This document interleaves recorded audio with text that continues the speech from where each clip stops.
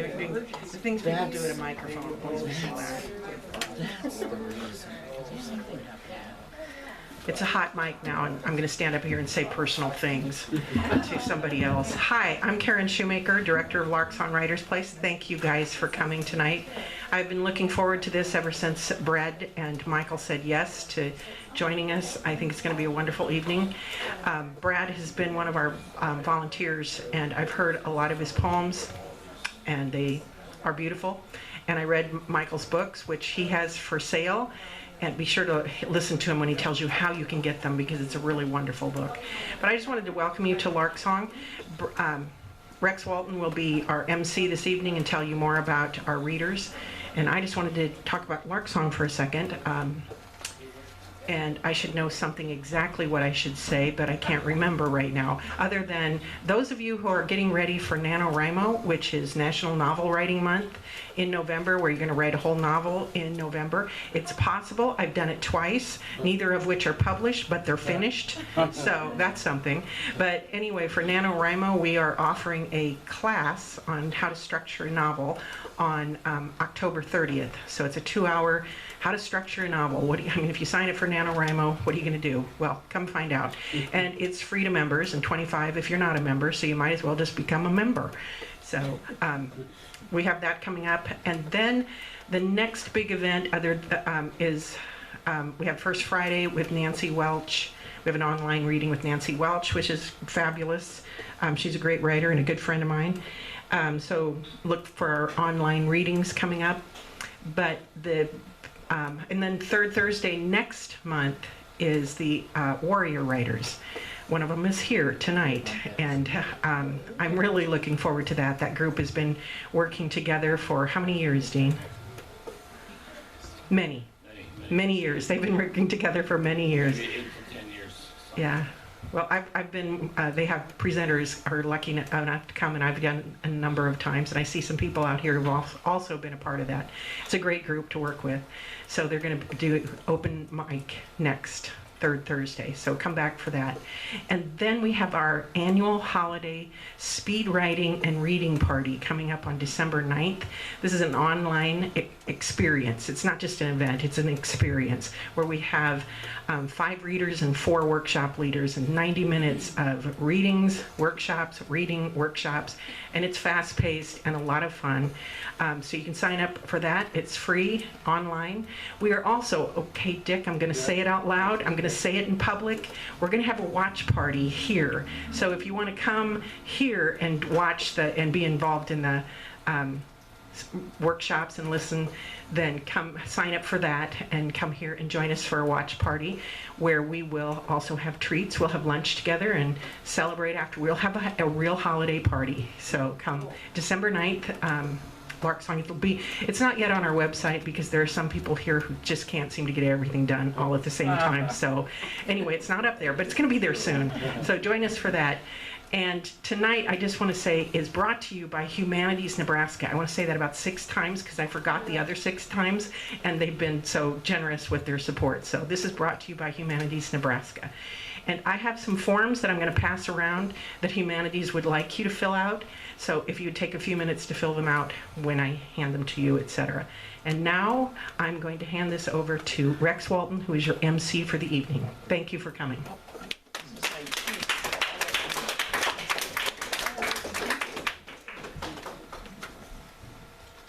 And I think she remembered Humanities Nebraska, a great organization. I'm glad you're here tonight. I have been looking forward to this. I think that Alzheimer's and dementia have touched all of us, all of our families, our friends. My mother died from complications of Alzheimer's. There are many of us that have an all too close link to this, and it's time, as we've said, to talk. It's time to get up and tell our stories, and so that other folks out there do not feel so darn alone. That's the biggest thing about something like that, or about anything. The aloneness can kill you all by itself. If you're a caregiver, being alone and taking care of someone is a huge gargantuan task, and it needs support one way or the other. So this is our way of doing that, bringing in a couple of people to talk about it. The first person up tonight is Brad Anderson, who I've known for 4 or 5 years now. He came into the place across the street, Gratitude Bakery, when we had a writer's night, and he had been thinking about and writing, and he was writing about his wife, LuAnne, and he didn't know what to call it. He didn't know what kind of form it was in, and well, we said it's kind of poetry. So he started reading over there and a few other places around town, and we quickly became good friends because of our companionship in writing and because of our companionship, unfortunately, with Alzheimer's.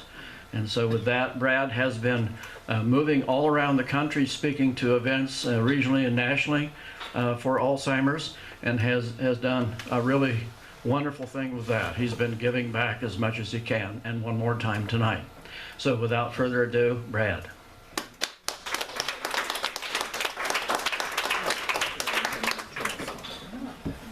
Thank you, Rex. Quite an introduction. I don't know if I can follow that, see what I come up with. I'm not traveling around the country speaking anymore. I was doing work with the Alzheimer's Association, but that's was volunteer, and it was wonderful work. But I came to poetry while my wife LuAnne was going through Alzheimer's. I was dealing with well, she got diagnosed just before her 55th birthday. And I was at a very stressful job, and I suddenly had additional stress in my life and was trying to balance that. And I found that writing it down was a way to help manage those thoughts. And it doesn't make them go away, but it helps you put them in a place that you can keep them and go forward. So that's when I started writing poetry. I'm going to read the first couple poems I read are some of my early poems. In fact, the first one is the first poem I ever wrote. And I actually wrote it while I was taking an online caregivers class put on by Johns Hopkins. And what was interesting is that class had caregivers from all over the United States and other countries as well in that class, and we were all sharing the same stories. So I started putting that together, and I said, well, this is what I'm looking at now and what it's going to be, and I ended up writing this poem called The Devil Calls the Dance. Too many dance this devil. Too many know the steps. Too many loved ones suffer while the devil calls the dance. My love is spared the knowledge of her dance's final steps. I must suffer the knowing, and the devil calls the dance. Wondering, confused, lost, her world suddenly unknown. I reach out and take her hand, and the devil calls the dance. Day is night, night is day. Her mind can never rest. I move to match her cadence, and the devil calls the dance. Following where she leads to a world I cannot know. Hand in hand I go with her, and the devil calls the dance. Her eyes see without knowing. What once she knew is lost. Lovers now are strangers, and the devil calls the dance. Her hand in my hand, my arm around her waist. I am my lover's partner, while the devil calls the dance. Yeah. This next poem is an early poem as well, and it has another dance name. We used to dance a lot. LuAnne actually started the Lincoln Irish Dancers over 25 years ago. They recently closed doors. You know, nonprofits that are grassroots like that have a hard time struggling and surviving. But we did a lot of dancing. We loved to go walk in the prairie and things like that. And so I kind of conflagrated those two things and made this poem out of it, and I called it Prairie Dance. Her voice is on the wind, the breeze, her soft caress. Her smile, the prairie sun, the stars shine in her eyes. She dances on the hilltop, a joyous prairie jig. Grass sprites leap to join her, fairies fill the air. They join their sister spirit in a jig beneath the moon. Birds raise up their song to these spirits of the dance. Elves take up their instruments. She plays the penny whistle. Frogs and crickets sound the rhythm as she dances to the beat. Stars give way to dawn as the music finally fades. Where dancers once made merry, only footprints now remain. Peace and solitude return. Quiet beauty claims its place. Silence lowers its veil with the gentle morning dew. The radiance of her spirit pervades my solitude, and the wind across the hilltop, the silence calls her name. I walk amidst her memory, through the tall grass and the dreams. I dream upon the hilltop of her spirit and her dance. Thank you. So one of the things you'll know, and many of you experienced Alzheimer's, is that it's really about loss. A person losing who they were. Some of you are losing someone that you've loved forever. We were married for 41 years. So you're dealing with loss, and what you're finding is, how do you live with it once that loss appears? You find a way to live and move on. So how do you go forward? So these next two poems are about some of those losses that we found and how they showed up, when they surprised us, when they showed up in our lives. This one's called Lost Holidays. It was early February, and we were at Walgreens. There were red plastic roses, heart-shaped balloons, racks of greeting cards, and shelves of red and pink heart-shaped boxes of candy. Sweets for your sweet. As we walked past, she asked, "What's all that?" I replied, "It's for Valentine's Day." With a blank look, she said, "What's Valentine's Day?" My heart wavered, and I replied, "It's a day when people give each other things to tell them how much they love them." When she moved on without comment, I realized her holidays were lost. We were still waiting for her diagnosis, but I didn't need one. Her preliminary mild cognitive impairment were doctors' code words for Alzheimer's, words doctors use when they don't want to say the A word. So we left holidays behind, called them family gatherings, tried not to use their names. I did put up a tree and decorations that next Christmas, but that was the last time. Strange when someone who collected Santa Clauses no longer knows who Santa Claus is. The 4th of July was worse, with its loud booms and bright flashes. She couldn't understand what was happening or what fireworks were, and was terrified the house would catch fire. She would go to bed with a pillow over her head to try and block it all out. I can only imagine how terrible a 4th is for a veteran with PTSD. When she lost her holidays, we let them go. And as much as it hurt that the holiday she lost first was Valentine's Day, it may have been a mercy, a kindness, a way of preparing me, of letting me know you are losing your love, and she is already lost.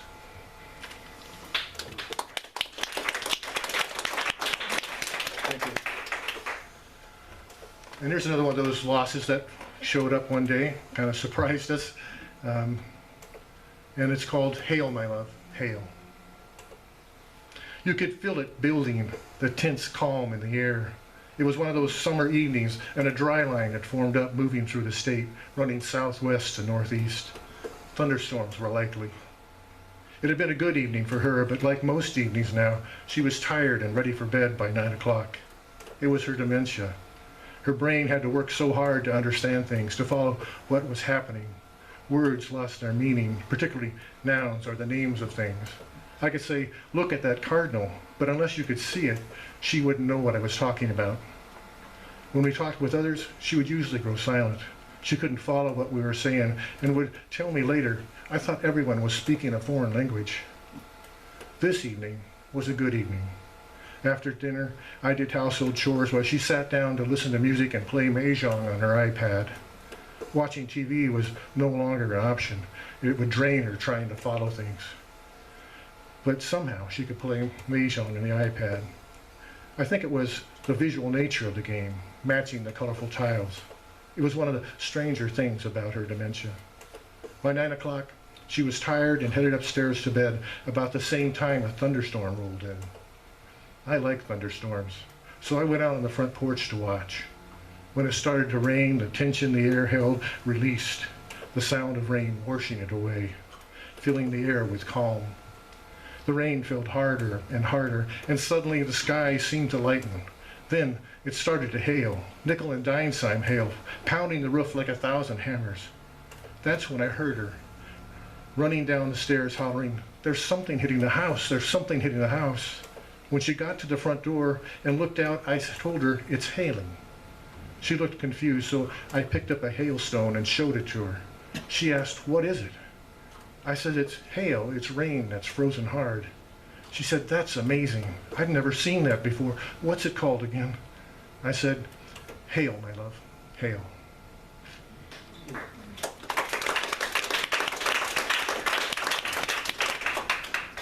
Of course, you don't get through Alzheimer's by yourself. It takes a lot of support, and I was grateful to have the support of friends and my family especially. My son lives in Louisiana, so he was not able to be on site and help out directly, but he was in our thoughts, and we were in his. My daughter, on the other hand, lived in Lincoln, and she was a tremendous support, and I was so grateful for that, of course, as well as my wife's brother and other relatives. They were a big support as well. But I wrote this poem to my daughter, and it's about lunches we used to have at that time. So here it is, Daughter. It is lunch, a long lunch, but not long enough. Your mother is with a caregiver back home, and it's just the two of us, two people connected by life and love and grief, stealing a moment, giving each other a space to carry the other's load, to tell each other, I know.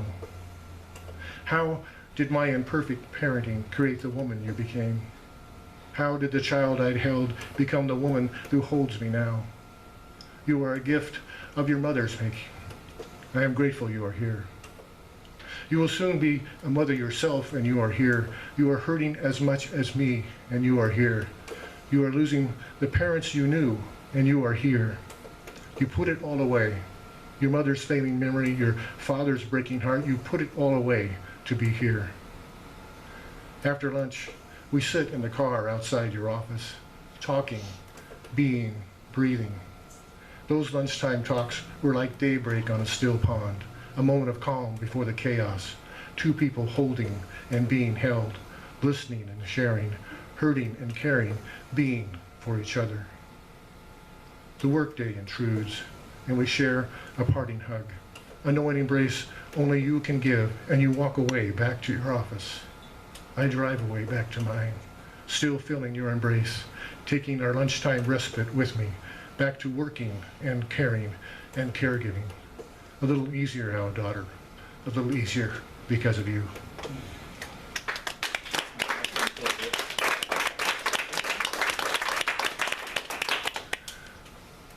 This next poem actually came out as a result of one of the little classes I took through the Larksong.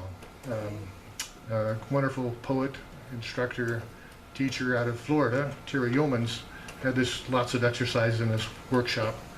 And one of the tasks she put to us was to think about rituals, write about rituals. And I said, well, I don't have any rituals, but if you think, there's things that you do the same way every time, and you could really consider that a ritual. So this is something that I do, and I call it ritual. I walked along the graves, taking the same path I always take, past familiar names on markers, past carefully placed granite stones, past couples laid side by side, past a spouse resting till their partner joined them, across gentle dips where coffins lay, to where the earth remembers my footsteps, to where the grass cradles my knees. And I knelt, facing the east, facing her name. I knelt and told her of my day.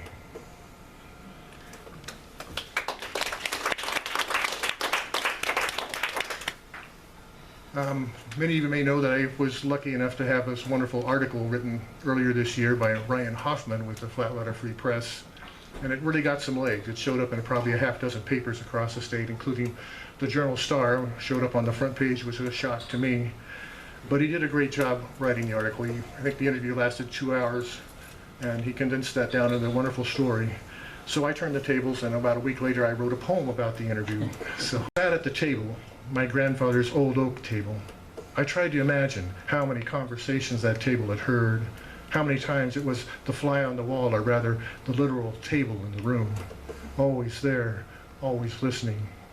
All the conversations, all the stories it could never retell, all the losses and triumphs, never weeping, never cheering, just there, strong and steady, solid as its oak, unchanging as its grain, there to rest a drink, to serve a meal, to support a family gathering, or rest a weary head after a long day.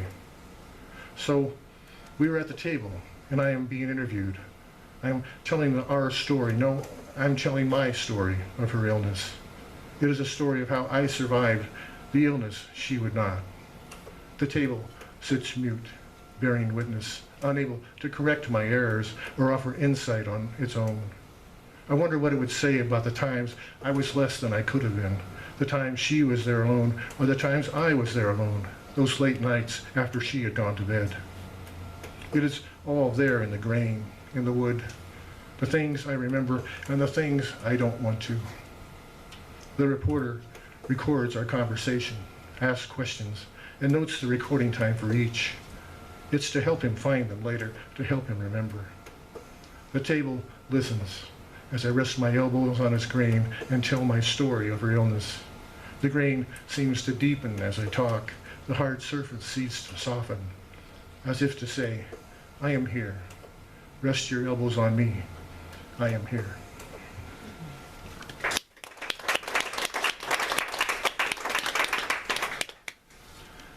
I think of LuAnne every day. I think anybody that's been with someone long enough, you can't help it. That's just the way life is. And there are always lots of other things around that help me remember her. And this is a poem about a couple of those. It's called When the Bleeding Hearts Bloom. The bleeding hearts are blooming again. She planted them years ago, one by the garage and one by the house. They seem to like where she planted them and come back every year, one of the first plants to bloom each spring. These, with their pink heart-shaped flowers, are called old-fashioned bleeding hearts, but I'm not sure how a plant can be called old-fashioned. Their gently curving rows of hearts hang from stems bending towards the ground, each with a seeming drop of precious blood. Memories seem to drip from them, from hearts too full to hold them. I know what a bleeding heart feels like. In the spring, when the bleeding hearts bloom, I pause to hold my own, and I think of her.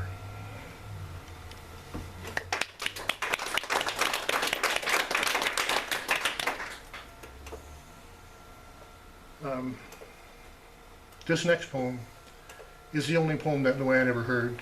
She didn't know I was writing poetry, and even if I told her, probably would not be aware of it. But in those last hours, you talk to your loved one because you know they need to hear something, whether they're responding or not.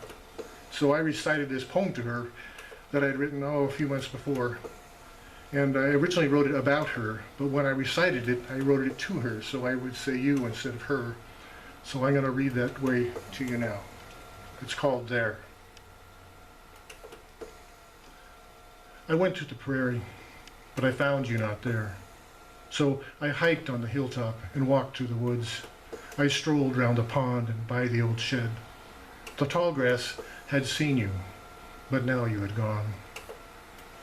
I went to the mountains, but I found you not there, so I hiked o'er the pass through sunshine and sky, and down in the valley through shadow and mist. The rocks said they knew you, but now you had gone. I went to the dance, but I found you not there. The dancers, long absent shadows moved across the floor. The band, long since gone, music hung in the air. The floor said it knew you, but now had it gone. I went to the river, but I found you not there. So barefoot, I waded the cold, icy stream. The slippery rock bottom had unsteady footing. The river had washed you, but now you had gone. I went to Queen Maeve, but I found you not there. On the bare mountain top, the rock pyres stood as the rain clouds wept and the west wind cried. They knew you had been there, but now you had gone. I looked to the sky, but I found you not there, so I asked the four winds to search from above. Their hurricanes howled and their cyclones roared. They wailed they had lost you, for now you were gone.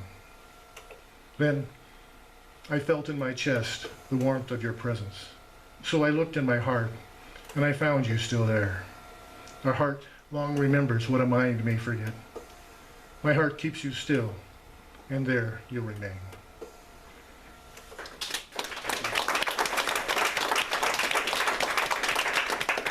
So can't believe how fortunate I was to have married her and lived with her. Well, it was 41 years, but of course the last several were challenging.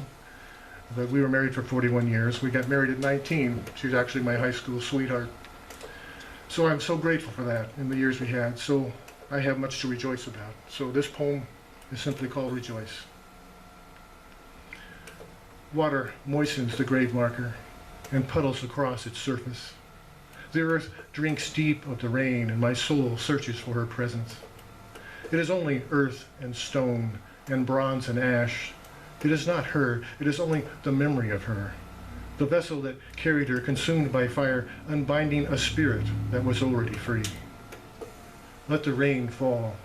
Let the earth be glad. Let new growth rise from the bounty. Let my tears be joy. Let my soul be whole. Let my heart rejoice to have loved her.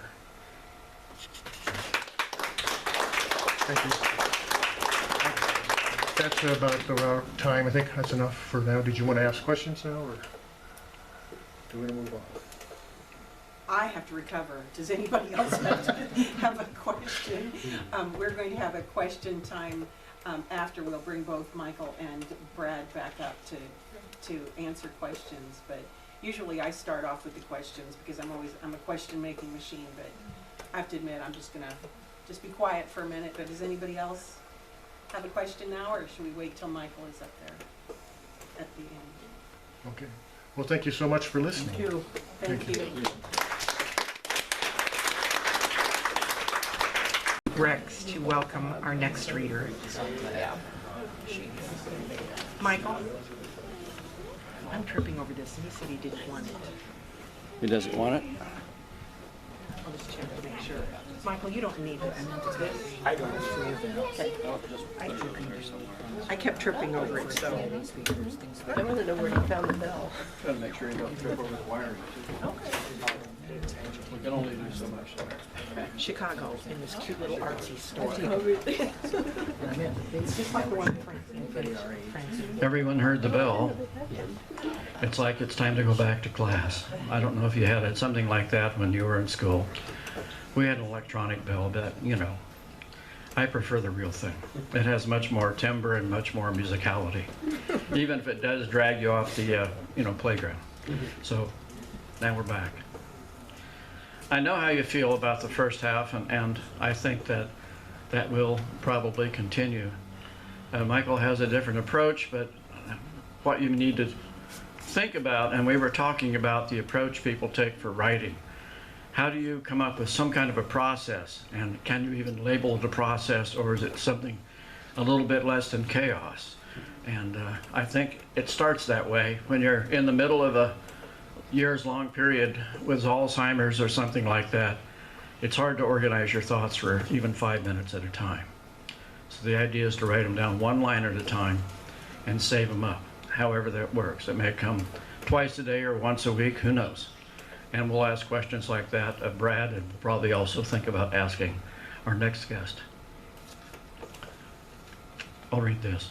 Trained as a visual artist, Michael James has had an unconventional career in both the private sector and academia. His textile art is included in numerous public and private collections, including those of the Smithsonian American Art Museum, the Museum of Arts and Design in New York City, the Museum of Fine Arts, Boston, the Baltimore Museum of Art, and many more.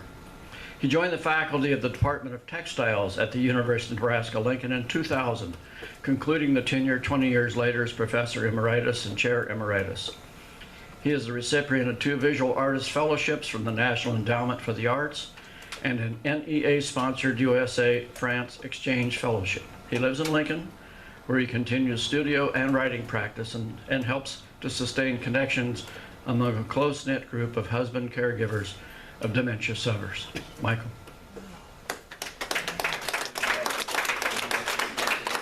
Is that good? Yeah.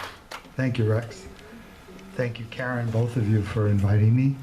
And congratulations on the Mayor's Arts Award. Yeah. That's terrific. Yeah.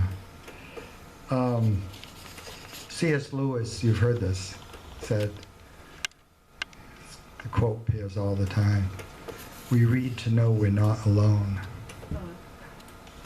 And I think we write so other people know they're not alone. So it's a kind of reciprocal thing. And hearing your poetry, I've heard some of Brad's poems, but a poem at a time and in long distances of time between them. To hear them all together like that and building on each other. Congratulations, they're really wonderful. Yeah. I wrote some poetry also during that period of time when Judy and I were going through the Alzheimer's journey. One of them appears in my book. I don't know if I'll have time to read that,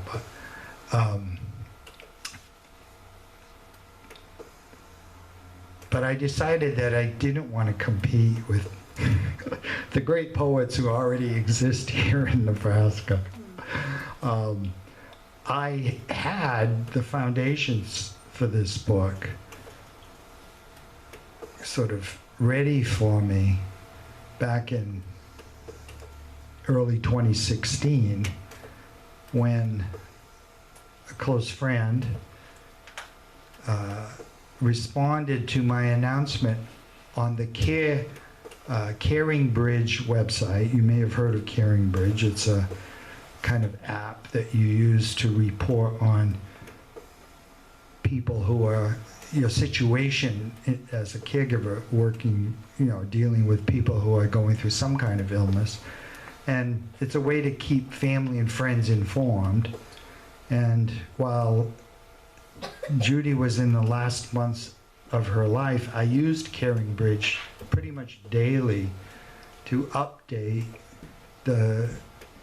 I think probably something in the neighborhood of 50 or 60 family members and friends who are all over the world, literally, because there were a number of European friends who subscribed to those.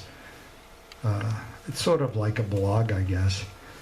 And this minister friend, when I announced that this would be the last post I would make on Caring Bridge, some months after Judy had died, he said, I think kind of in passing, well, it looks like you've got the makings of a book here.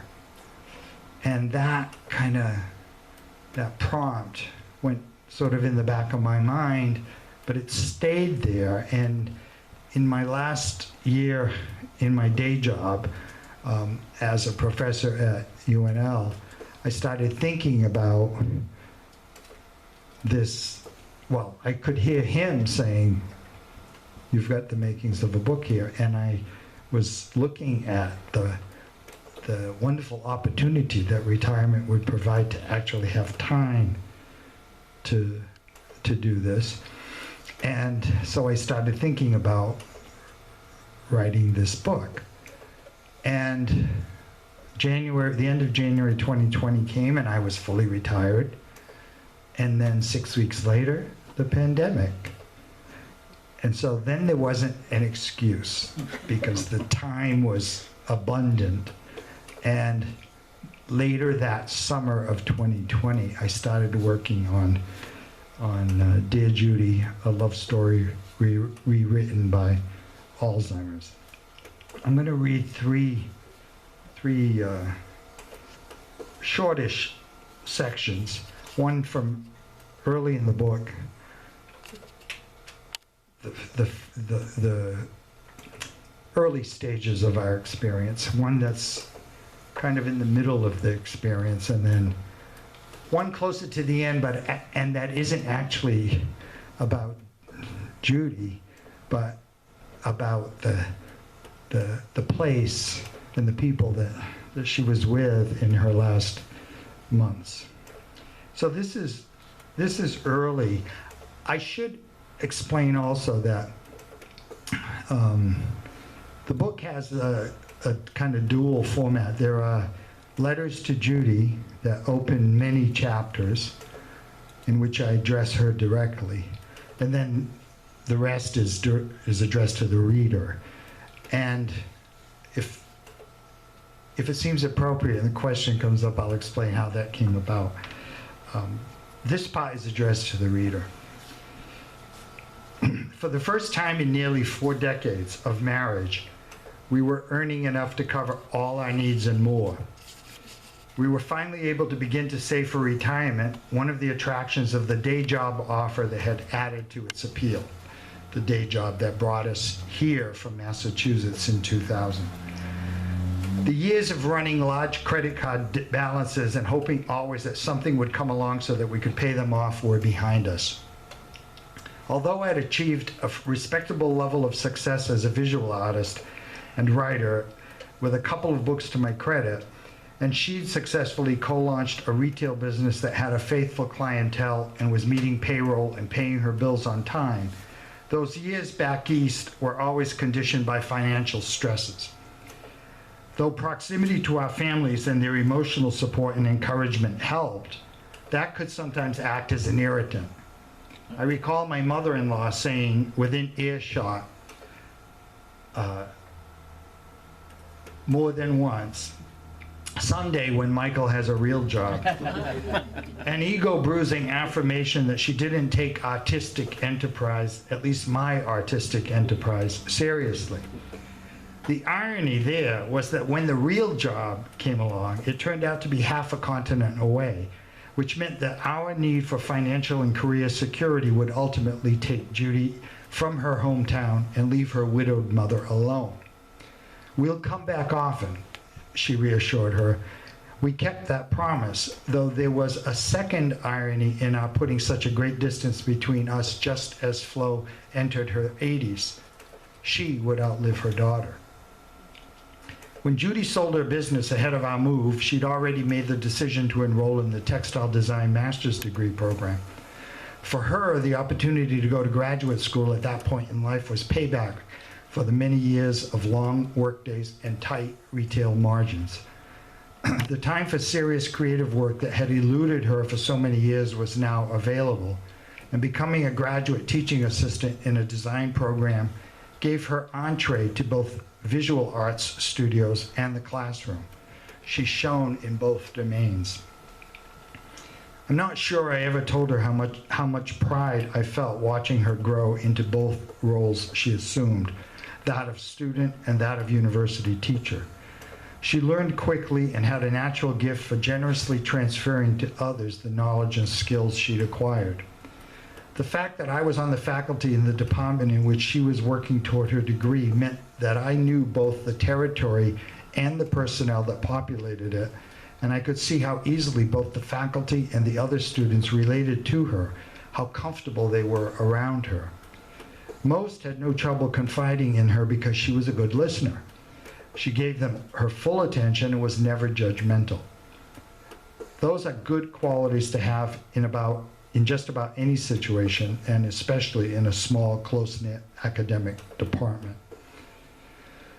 Once Judy was awarded her degree, she launched straight away into a disciplined studio practice, and her textile art grew richer and more complex. She discovered processes of fabric manipulation and transformation that were a perfect fit for her aesthetic sensibilities, and she quickly turned them to her own expressive purposes. She became a member of a tribe of passionate makers who turned folded, pleated, clamped, stitched, printed, dyed, and over-dyed lengths of fabric into visual art that straddled the borderland between the physical and the immaterial. She found a new way to communicate at just that point in her life where she had things to say and the self-confidence and the skills with which to say them. What we didn't know at the time was that the disease had already left the starting gate. Its assault on the neurons in her brain launched stealthily, imperceptibly. In cases of younger onset Alzheimer's, as we'd learn later, it's typical that the destructive process of the buildup of tau and amyloid proteins in the brain begins years before the first symptoms appear. It's likely that in Judy's case, as she was refining new creative skills and applying them in the studios where she worked, in the classrooms where she was teaching, Alzheimer's was already beginning the program of erasure that it would carry out so relentlessly and completely, robbing her of all that new knowledge and of so much more. Her brain was working at cross purposes, and neither she nor I had the slightest idea. That kind of ends the first chapter of the book. This this piece, the opening of chapter 8. So we're now a couple of years down the line, essentially, in the progress of her disease. I decided, because I like this in other writers' books, and I get inspiration from epigraphs, I decided probably it was an ill-informed decision to use an epigraph to open each chapter. Well, it was fun to research. I already had some that you write, I take notes as I read, and I write down things that just stick with me, and these quotations were some of those notations. But most of them are, books that have been published in my lifetime, so I had to get permission. Well, that ended up being almost a 3-month process. The book was written, it was ready to go to the printer, but I had to wait for permissions. It's also an expensive undertaking, I learned. Unfortunately, I didn't have to pay for, I had to pay for about half of the epigraphs that I used. And a couple of those I had to do rush jobs at the end because I really wanted them, and I also was getting near the date by which I had to get the book. So those cost more because they charge you a premium. Some publishers don't charge at all, and I could see no rhyme or reason between why X publisher didn't charge for a quote of Jane Kenyon and why this publisher required X amount of dollars for a quote by Bono, but whatever. If I were doing this over again, I'd probably have one single epigraph for the book, and I'd make sure it was an author that was, in the public domain. But chapter 8 opens with this. I think they mean something to me. Not a single person yet has said anything to me about the epigraph. So I'm not sure they mean anything to a lot of other people. But chapter 8 opens. Life is enriched by difficulty. Love is made more acute when it requires exertion. And that's Andrew Solomon from the book Far from the Tree, which is a really wonderful book about families caring for, dealing with high stress, physical and psychological conditions in children and spouses and so on. I highly recommend it.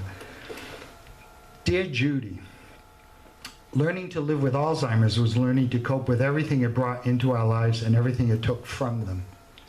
It was a struggle for both of us in almost entirely different ways. As you moved more and more into the moment, I looked more and more into the future. I was forced to by everything that I was reading and hearing about the disease and what it had in store for us, from books and videos and podcasts and support groups, a continuous mix of information sources that often left me overwhelmed and fearful. When I stopped by the offices of the local chapter of the Alzheimer's Association for the first time, I was hoping to learn about any resources they might be able to provide.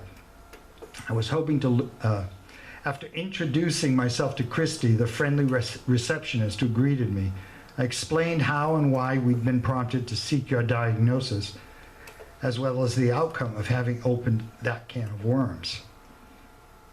Did Dr. Morrison's office give you a packet of brochures and other information about what we offer here? Christy asked. Well, no, actually, all we left with after her diagnosis was the trial packet of Aricept. Yes, that's what I thought you'd say. We bring them packets of information regularly, stuff that would be useful to people new to Alzheimer's, but up to now, no one we've spoken with has been given those packets. We suspect the materials go straight to their recycle bin, but we're persistent. We'll continue to drop stuff off there. It would be nice if the patients received them. Christy seemed resigned to Dr. Morrison's office's indifference, but it raised my hackles a second time. We could have used some direction, someone to point us toward useful information and support geared to the situations couples like us found ourselves in. If nothing else, it would have saved us valuable time. But in the end, maybe having to track down resources myself helped me get a better sense from the start of the medical, social, and financial hurdles we'd now be facing. You and your wife are welcome to join our patients and caregiver support group, Christy said. Right now, they're meeting on Thursday mornings at a church that's centrally located. There's coffee and water, and usually we have some sort of guest speaker or presenter. Does that interest you? I replied that it did, and Christy gave me a printed schedule of upcoming presenters.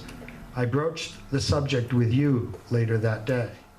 I'm not interested in joining any support group, you said, the tone of your voice making your irritation unmistakable. Why don't you just leave me alone? I don't need more people to tell me I'm crazy. You were justifiably angry about your diagnosis in that first year and resistant, at least at first, to my efforts to figure out how we'd manage it. Look, let's just give it a try, I said. If we don't like it, we don't have to go back.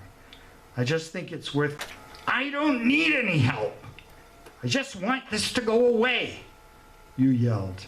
I just want everybody to leave me alone. By then you were in tears and retreating to your studio, your refuge. I followed you. Look, I started. You cut me off. I know you just want someone else. You said through your tears. Go find someone else. You just want to get rid of me. What was this? Where did this come from? It had nothing to do with the subject of the moment. It had nothing to do with anything. But of course it did, didn't it?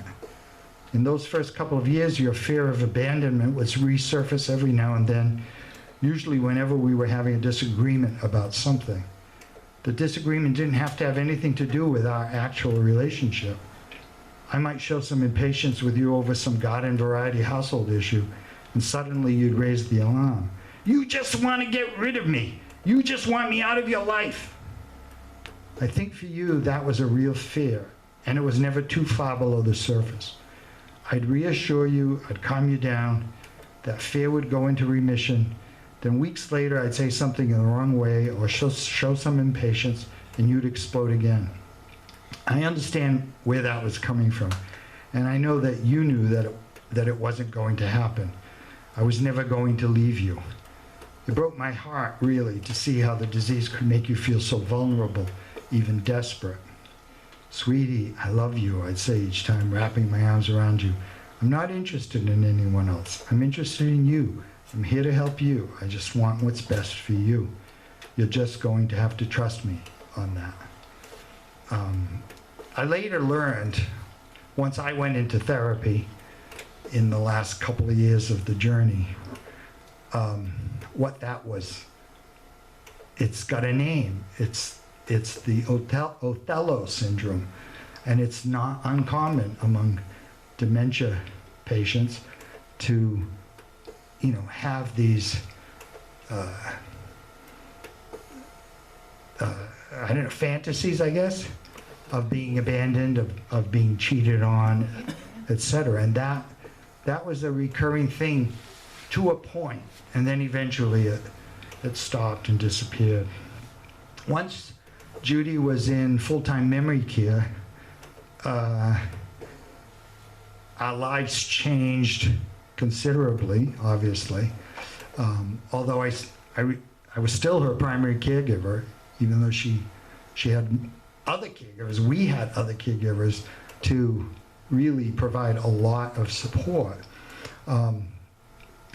She entered a community that I had to enter as well. And one of the things I came to believe very early on in the full-time memory care residence situation was that the more I was there, the better attention she would get. And so I spent a fair amount of time. Typically, I'd be there at least a couple of times a day, sometimes 3 times a day.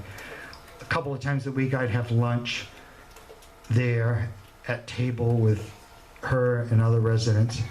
And I think it helped her feel that this was a familiar and stable and comfortable place. It also, I think, reassured her professional caregivers, the paid caregivers on the staff. And I think, too, that their knowing that I was very likely to show up made a difference in the degree of attention that she got. And I do know from the many months of being there that many memory care residents never see anybody from the outside, don't have family who maybe they come for a holiday, they might come for Thanksgiving, or they might come for Memorial Day, but they don't have daily visitors, and many don't have weekly visitors. And that, I think, is, well, it's unfortunate, obviously, but it can also be problematic. So that's a big kind of preface to this short piece that kind of talks about a little bit of the day-to-day there.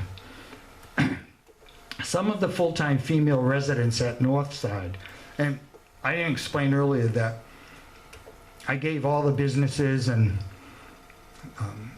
personnel and so on that I interfaced with, that we interfaced with, pseudonyms, and changed their identities, because I wanted to allow people to keep their privacy, and also because I didn't want to seem to be endorsing particular businesses, because they change over time.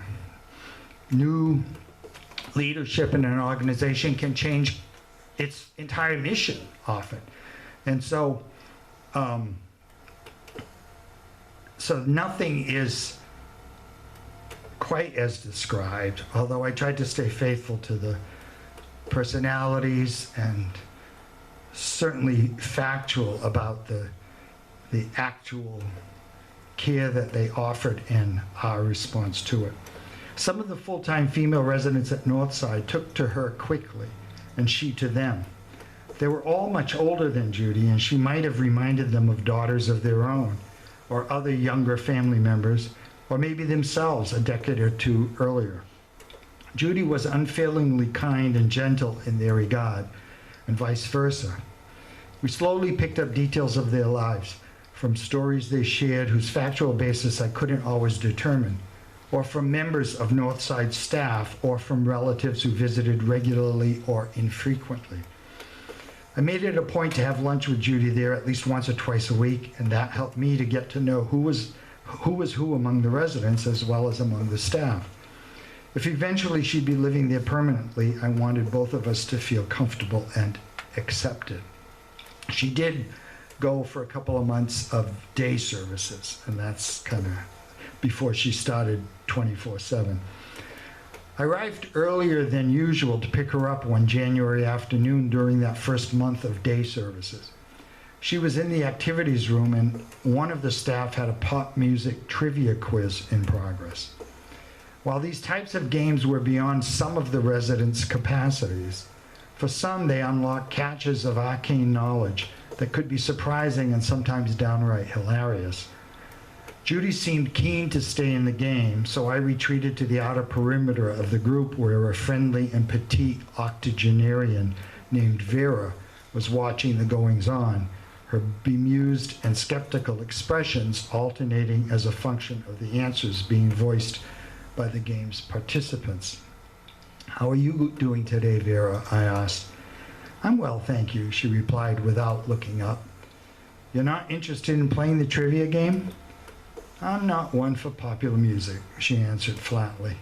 "My father was an opera singer. That's the kind of music I grew up on." "Wow, that's great. My wife Judy and I love opera too. Can you tell me a little bit more about your father's career?"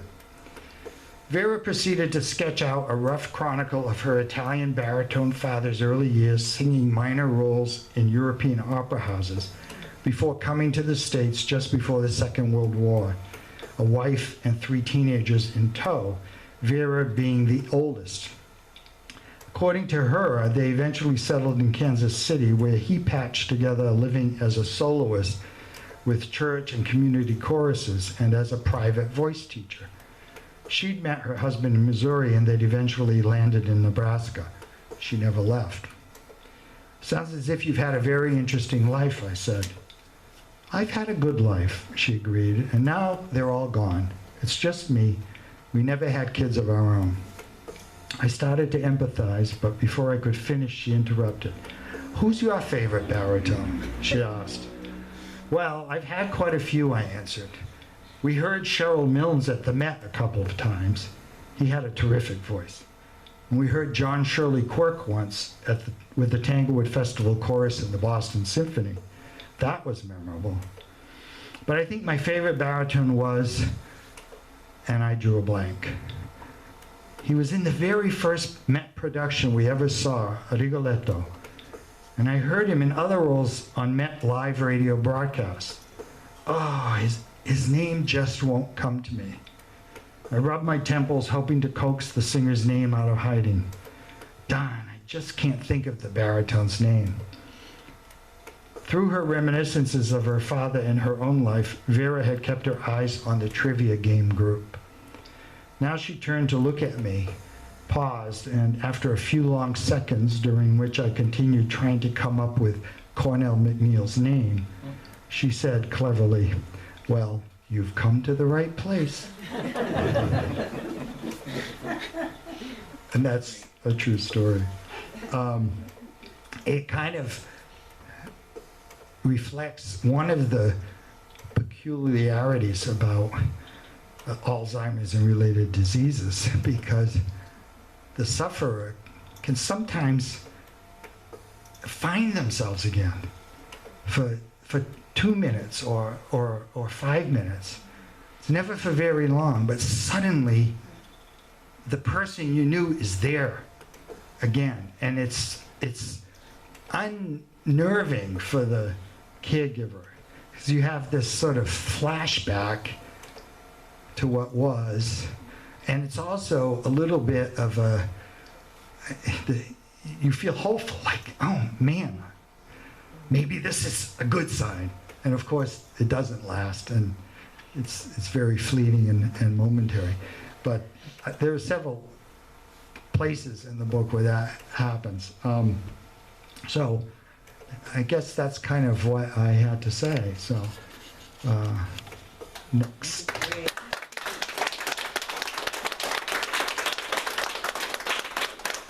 Thank you.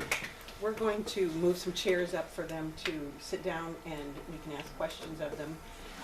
So give us a few minutes. I won't have to ring the bell, but you are free to go get refills.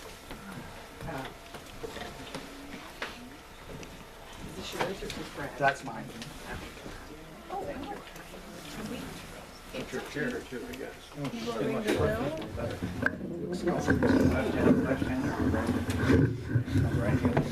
Do you have it too? That's fine. They can use this. We can just.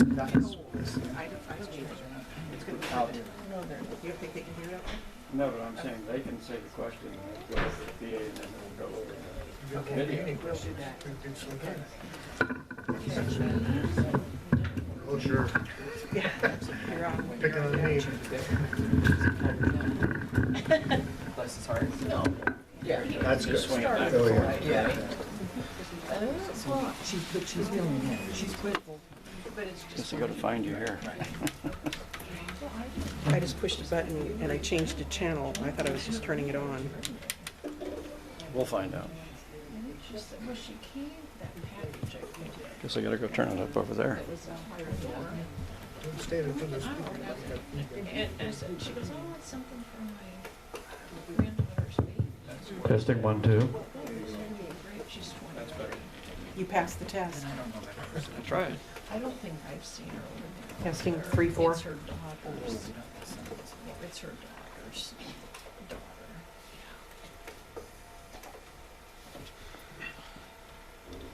Oh, I should start now? I was going to let you sit down, so, thank you guys. Thank you guys. This was really, I knew it was going to be an emotional evening, and it was. Thank you so much. I have a number of questions for you about, my focus would be on the writing process, but I know there's a lot of people out here who will want to ask other questions. So I'm going to turn it over and let people ask questions. I will come over and bring the mic to you.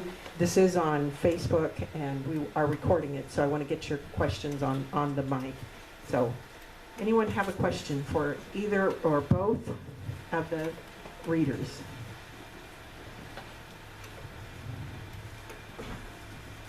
I should have said you had to have a question when you sat down here. This is. Did you have a question?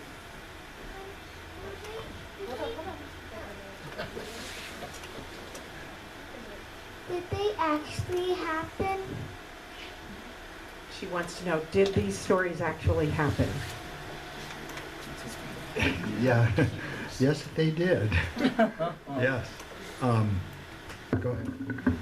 Yep, those are stories about your grandma, and they did happen.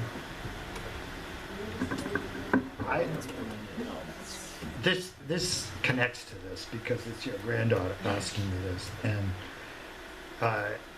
not long after the book was my book was published in early June, I got a text message from my granddaughter. I have twin granddaughters they're in Maryland, and they're now 16 years old. And we just saw them a couple of weeks ago. We took them out for a day without the parents. And they're actually young ladies now. And it was just wonderful to experience being with these they're nearing adulthood. And they're not the same girls that I saw the last time we were there, which was almost 2 years ago. So anyway, in July, I get this text message is from one of them who had just finished reading the book.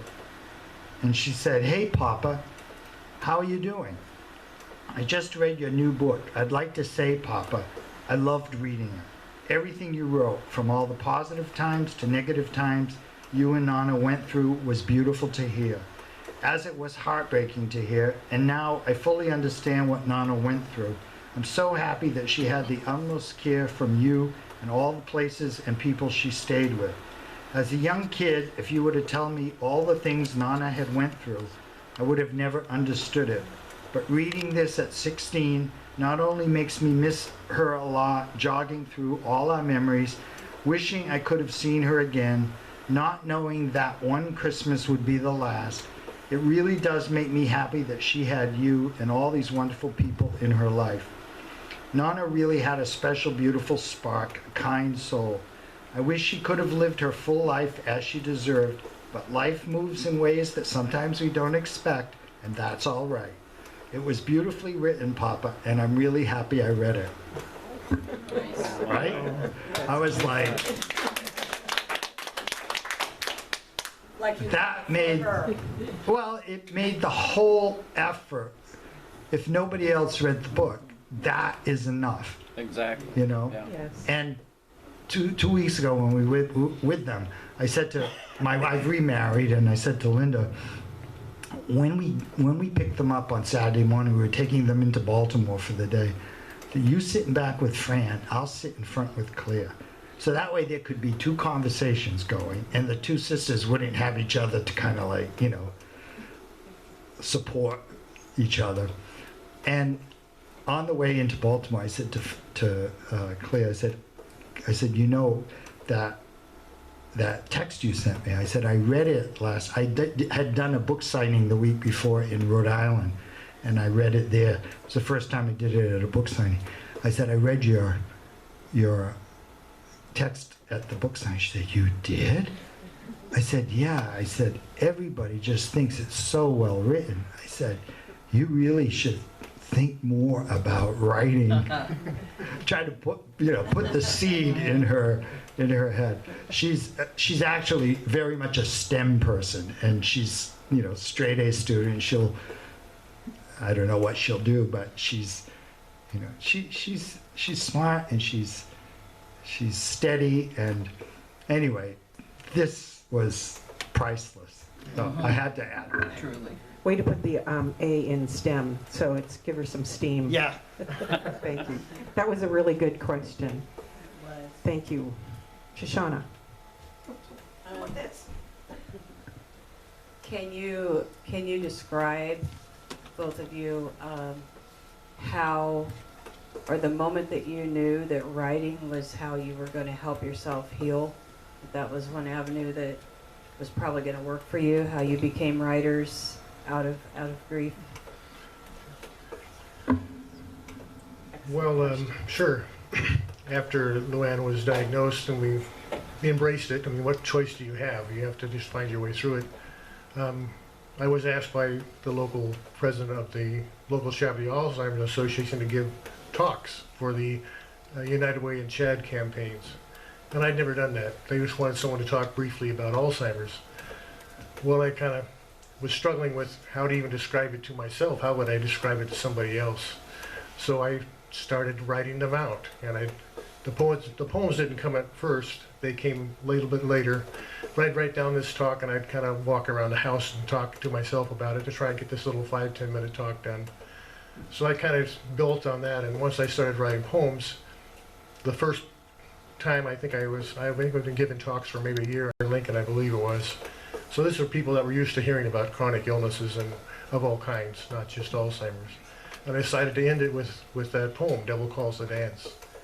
And I got to the second stanza and I could hear people pulling out Kleenexes and stuff, and I almost stopped. I mean, it caught me off guard. I wasn't thinking about what it sounded like to somebody else. I mean, I was living it, and it really kind of fired that spark. I said, okay, I need to keep working it out. One, it helps me understand it.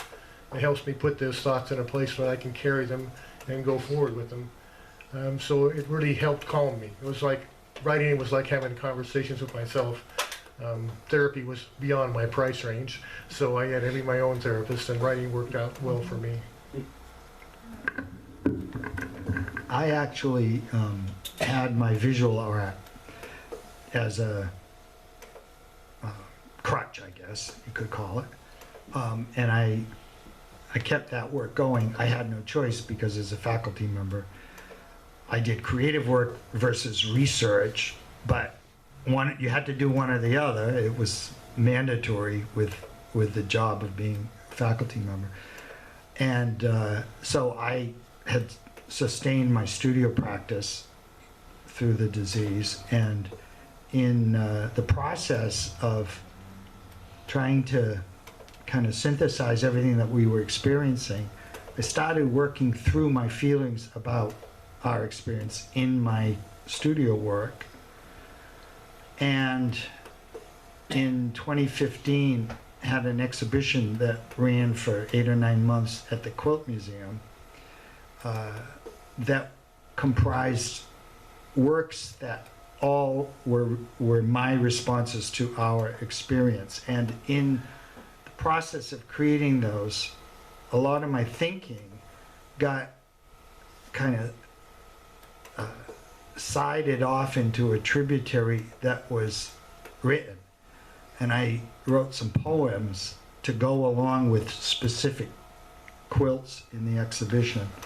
They were on the walls and in the show. And so that was the beginning of, plus I was writing notes to myself. I was writing emails about our experience to people. Eventually I did the Caring Bridge thing, which became more of a collected grouping of written material. All of that fed into what I again synthesized anew when I was putting this book together. I'm glad I saved everything.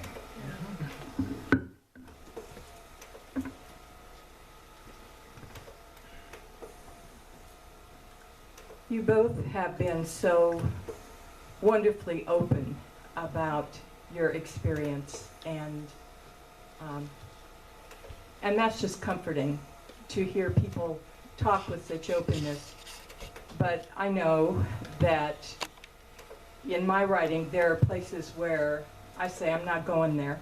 I reach a point and there's something and I can't talk about it, I can't write about it. are there places that you hit in your writing where maybe you thought you could take on a topic or an incident or something, and then as you're writing, you just say, I'm not touching that. I can say what I have to say without going to that point. And I'm not asking for something specific that you don't want to share, but just if you've had that experience of the brick wall and you just won't go around it. Of course. You know, when we were going through it, writing about it was painful, and even afterwards can be very painful because you're reliving those experiences when you're trying to write them out. And that's part of what's good and therapeutic about it. We work through that. But I'm sure there are places I'll probably never go. I've probably written about a few things that thought, yeah, I won't go any farther with that. I started a little bit of a story.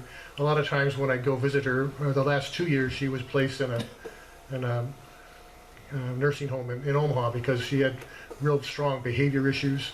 So we really had to have a place that was good with handling people with difficult behaviors. So a lot of times after a visit, I might jot down a poem.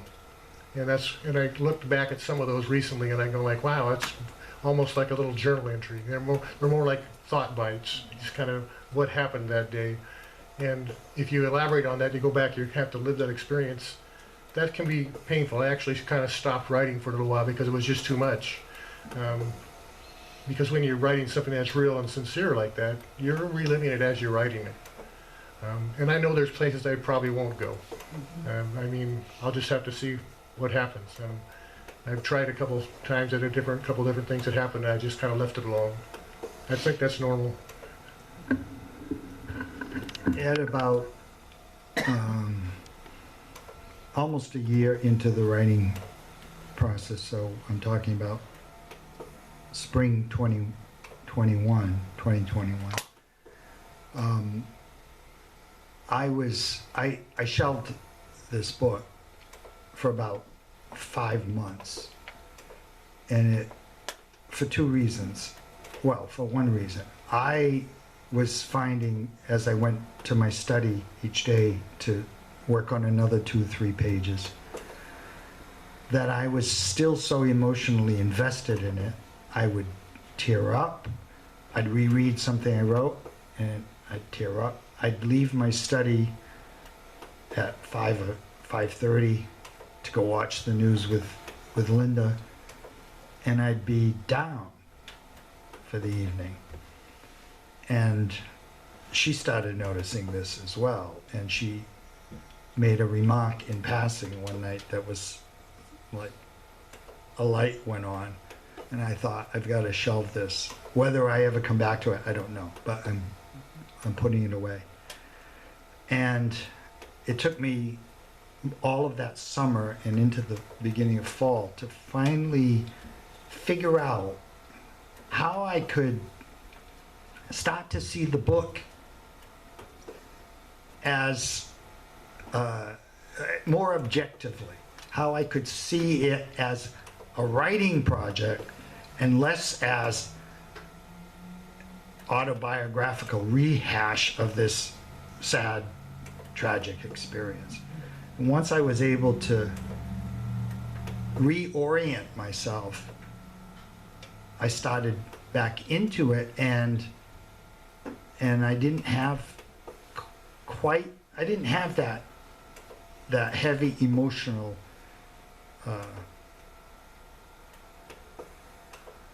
connection to it. I started seeing it from a writer's standpoint as opposed from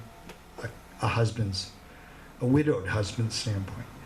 And that was freeing. Now, sort of related to the question, there were several things.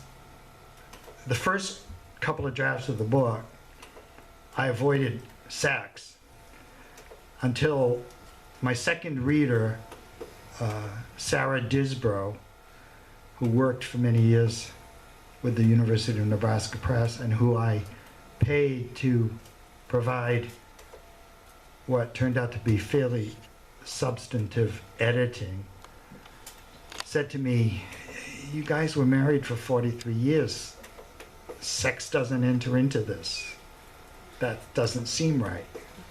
And I was like, "Oh no, I have to talk about this?" But I got past that. And that actually led me to a confession that I never made to, a couple of confessions really, that I never made to Judy in her lifetime. And they're in the book. I did, for 25 years before I came to the university, I had a career as a visual studio artist. I had a studio, I produced work, but I also supplemented my income, because I couldn't live on selling my work. Few artists do. Going around the world teaching workshops, mostly design and color workshops, to quilt enthusiasts, and they are worldwide.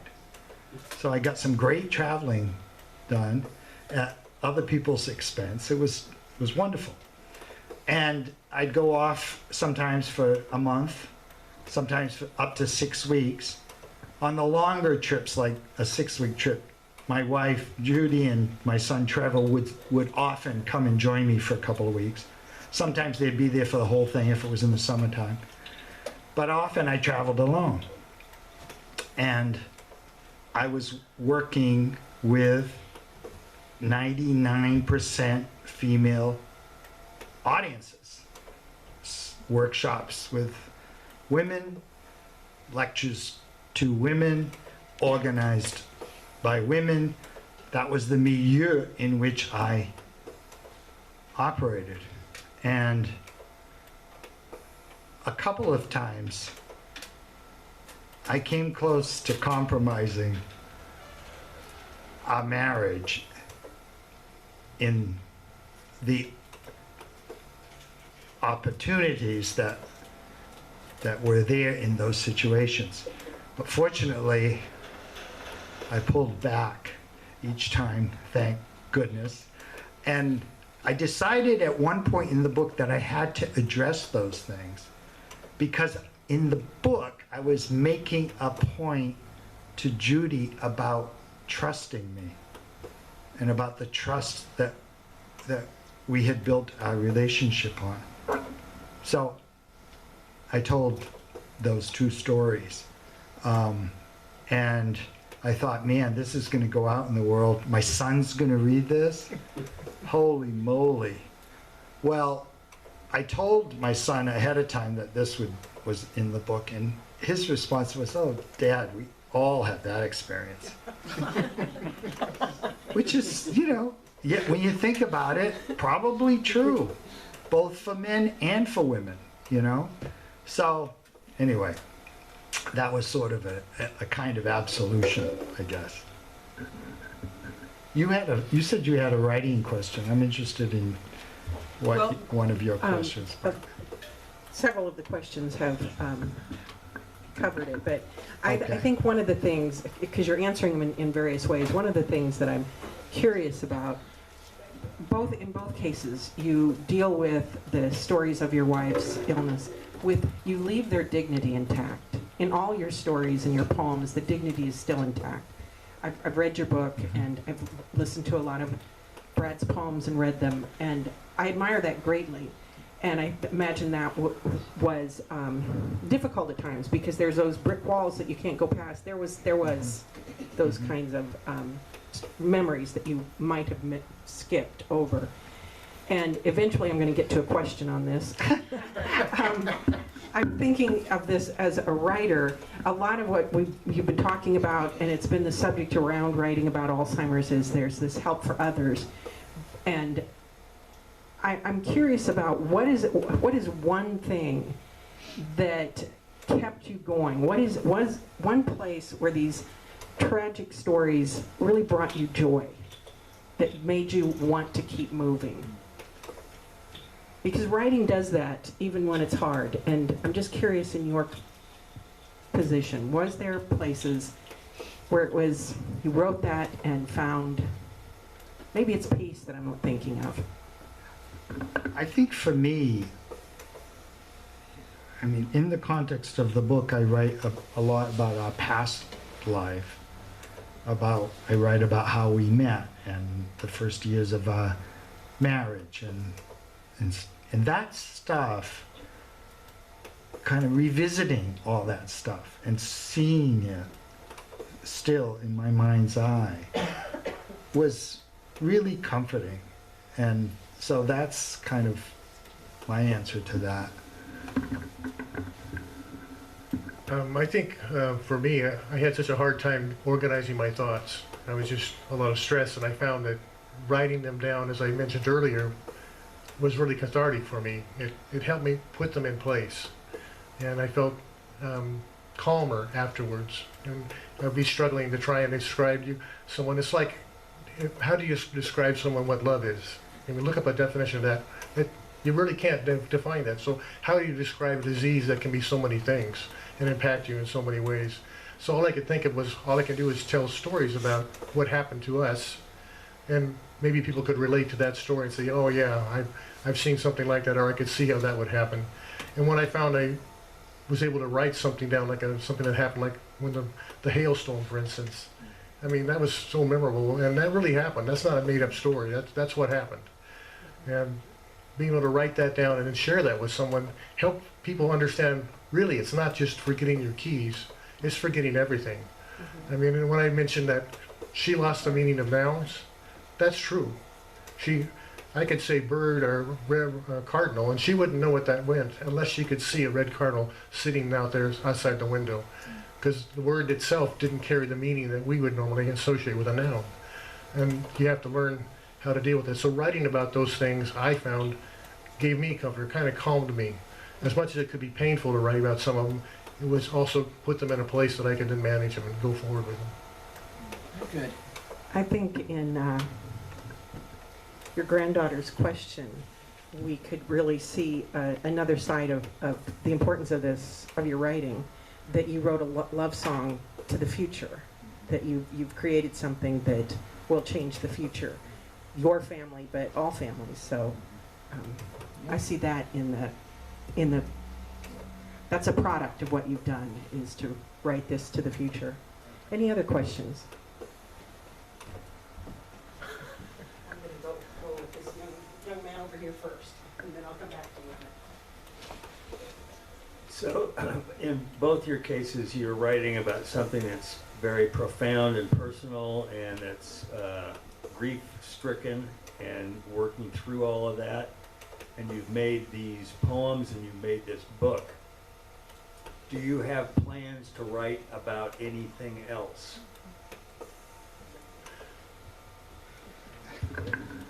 Yeah, I'm now kind of diving into research for what I'd like to write next.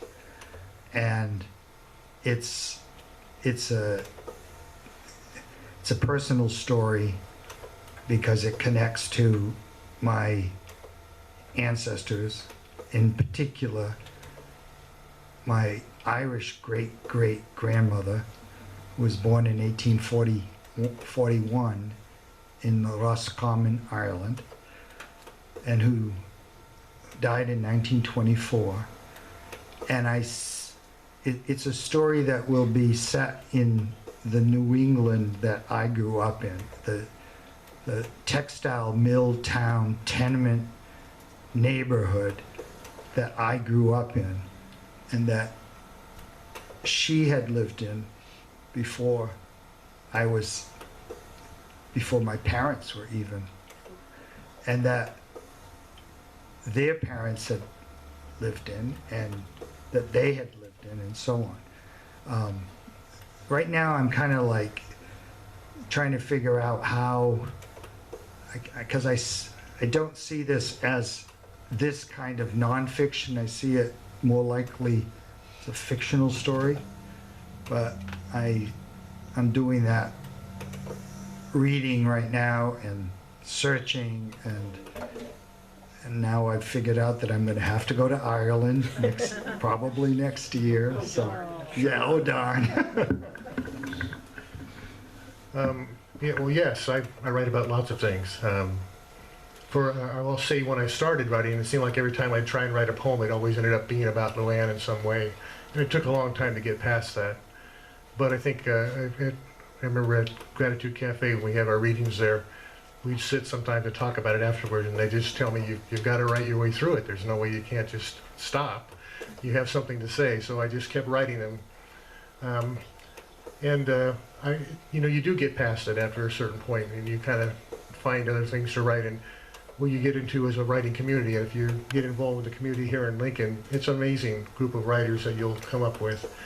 There's several writing groups you can get involved with, and half of the time you get in there, you go to sit with a group and someone throws out a couple prompts and you write about that. Or maybe something else stimulates your idea.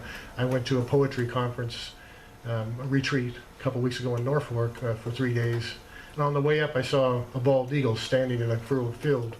Well, during the conference, we had a session on pantoons and other traditional forms. I wrote a pantoon about an eagle standing in a field. So you find things to follow. Another one I wrote was called Todd.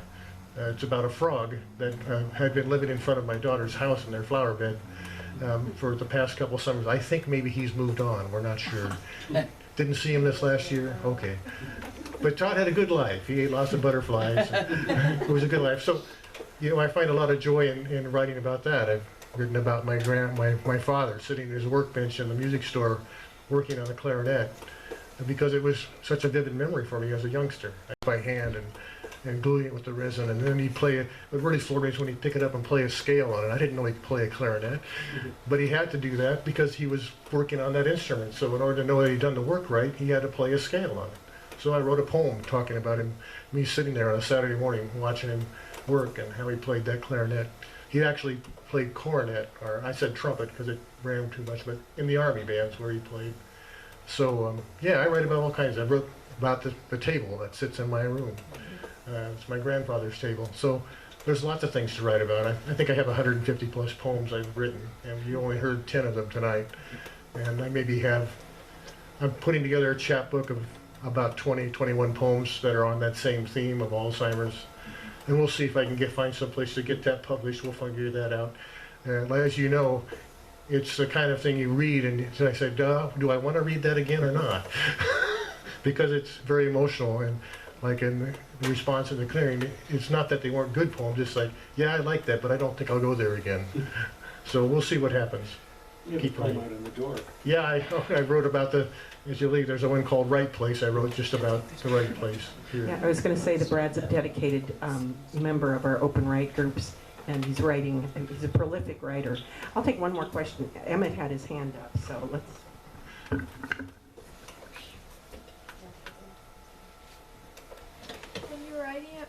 When you're writing about tough times, does it help you get through those tough times? That's a great question. It does, definitely. You'll find out when you write about it and you realize that I got through that time, and the next time you have a difficult day, you said, I've been through tough times before. I'll do that. I'll be able to do that again. And writing about that kind of helps you process and think about how tough was that day. Was it really as bad as you thought it was? And you find out that, yeah, it was kind of challenging, but I made it. It helps you get ready for the next time, and the next time, and the next time, because you're always going to have challenges. Just like when you fall down, you get back up and you keep going. That's the same thing when you're writing. You write about tough times, you say, okay, that helped me and I got through it. It'll be helping me in the next time as well. Agree completely. Both of you answer? Well, thank you guys very much for joining us. Thank you. I'm going to lurk by the door to keep you from getting out of here without filling out our Humanities Nebraska. So thank you all for coming. One thing I forgot to mention is I do have some copies of my book. Yeah. If anybody's interested, including tax, it's $26.76. And I could take a check or cash. Can't make change. Or if you want to charge it, you could go on your assuming you have a smartphone, you can go to pineedenpress.com. Pine as in the tree, Eden as in the garden of, pineedenpress.com, pineedenpress.com, and you can purchase the book there with a credit card. And before I even get a chance to go across the room, I'll get a ding that will tell me that the book is purchased, and I can give you a copy. But there are also signed copies available at Francine Finch and at Barnes & Noble South Point. Thank you. Thank you very much. No, you.